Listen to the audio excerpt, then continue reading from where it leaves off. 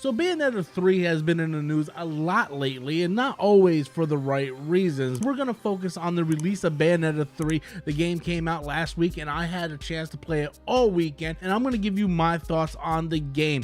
Now, I want to preface by saying Bayonetta is a franchise that isn't for everybody. It has a very niche audience, and that's the reason why the game hasn't really sold that much outside its core fan base. But yet, Nintendo keeps it around to kind of beef up that mature audience, and I really love the Bayonetta series. Now, I'm gonna be honest with you, I can't remember a damn thing what any of the previous games were about. All I remember is the fantastic high-paced gameplay of the game. That's all I really remember. Yeah, I'm paying attention to the story as I'm playing, but a few months after I complete the game, I completely forget what the plot of the game even was.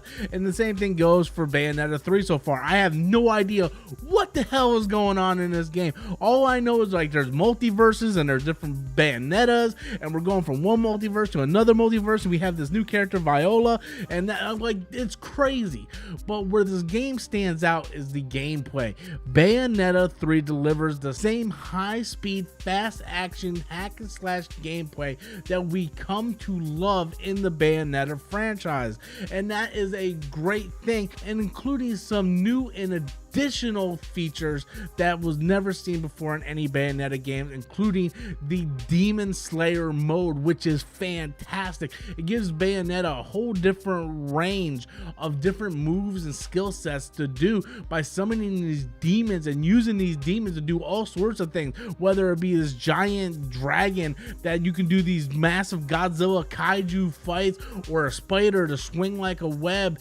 And it's crazy. Like, there's all kinds of different new abilities that you can use using the Demon Slayer mode. Another thing that they added to this game was a new weapons mode. Before, we had like this weapons class where you had your guns on your feet and you had your guns on your hand, and you swap between the two different like variables. This, you have all new weapons. You have shields, you have swords, you have these giant clubs, you have all kinds of different features within the new fighting mechanics of Bayonetta 3, and it gives me a bunch of unique abilities that I'm not used to in the previous entries of the game. So I definitely feel the gameplay is the highlight of the game, regardless of the convoluted storyline that makes sense, doesn't make sense, I don't know. I can't follow what the hell is going on in the moment. All I know is I'm in it for the ride. I'm having a great time playing throughout the game.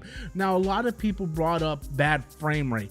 Me personally, it doesn't bother me. I see a dip a little bit, but you really need to know what you're looking for. I think the normies out there who are picking up this game isn't really going to be paying attention. Oh my god, this just dropped from 60 to 55 frames in this moment. I don't think a lot of normal people would actually see that. I don't think a lot of normal people would actually detect that. That is something that you have to be a hardcore gamer and really train your eye to kind of notice.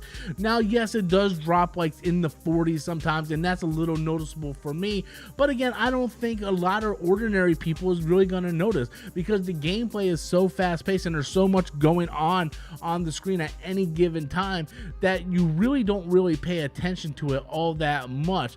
Now, the one criticism I have with the game isn't the frame rate, it's the empty worldness. Now, there's some parts in this game where you're going through, and it's not open world, but it's an open area, and you're going through these areas and it's empty. It's like completely empty. There's no bad guys, and to me it feels very barren. It feels like almost like a ghost town. I'm just like, is this game just not finished, or is it meant to be this way to help with the frame rate, keeping the frame rate steady? Or I have no idea. It feels very, very weird, because you're walking into basically this giant open empty void, and next thing you know, you jump into a fight and you're fighting all these demons. You beat the demons, and then you're into another basically empty ghost town arena until you get to the next fight and the next fight and the next fight.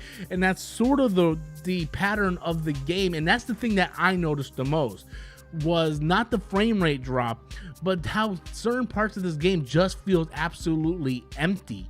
And I know that this happened before in previous Bayonetta games, but not to this extent, because the areas were more small in scale, where these are wider open areas, and there's just nothing to really do in these areas. There's no enemies to fight. There's nothing to really explore. There's just a couple items here or there. Once in a while, you'll solve a little mini puzzle to get to the next boss battle. And to me, I think that's really a letdown, because I feel like they could have added so much more with that. I don't know if it's the limitation of the hardware, or maybe this was just a designer's choice, but to me, that is a very, very strong negative. But when I look at this game and I'm reviewing it, it comes down to this: would I recommend this game to you? Would I recommend Bayonetta 3 to you if you haven't played the game? And it really comes down to, I'm having fun with the game. Regardless of whatever's going on with the voice actors behind the scene, whatever's going on with the semi frame rate drops, am I having a fun time playing the game? And the answer to that is absolutely yes. When I'm playing this game and I am doing all these crazy wicked combos, and I'm going into witch time, and I'm doing all these different things, I am having a fun time playing the game, and that is the most important thing. Would I recommend Bayonetta 3? Absolutely, I would recommend Bayonetta 3. If you are a longtime fan of the Bayonetta franchise, if you have played Bayonetta 1 and Bayonetta 2, chances are you're already playing Bayonetta 3. If you are one of the people that are on the fence because you've seen Helena Taylor come out and ask for an open boycott, I will tell you this: you can make your own personal decisions on your own personal beliefs. I think Jennifer Hale came in and did a fantastic job picking up the mantle of the voice of Bayonetta, and I think the game, being as fun as it is, shouldn't have to suffer because one person wanted to come out and actively throw up a boycott. What about the other 400, 500 people that worked hard on this game to deliver this game and worked hard for the past 5 years to get this game out on the Nintendo Switch? Bayonetta 3, I think, is a fantastic sequel in the Bayonetta franchise. I want the series to continue. So at the end of the day, Bayonetta 3, should you play it? Should you avoid it? I definitely recommend you guys picking it up. If you want to wait for it to go on sale, then be my guest, wait for it to go on sale. But usually these Nintendo Switch games don't go on sale that often. I think it's worth the full price, but that is just my personal belief. Bayonetta 3, highly recommend it. But I want to know what you guys think. Have you guys picked up Bayonetta 3? Have you played it? What's your thoughts? Leave those comments in the comment box below. And until next time, as always, I am Robert Storms, and thank you for watching.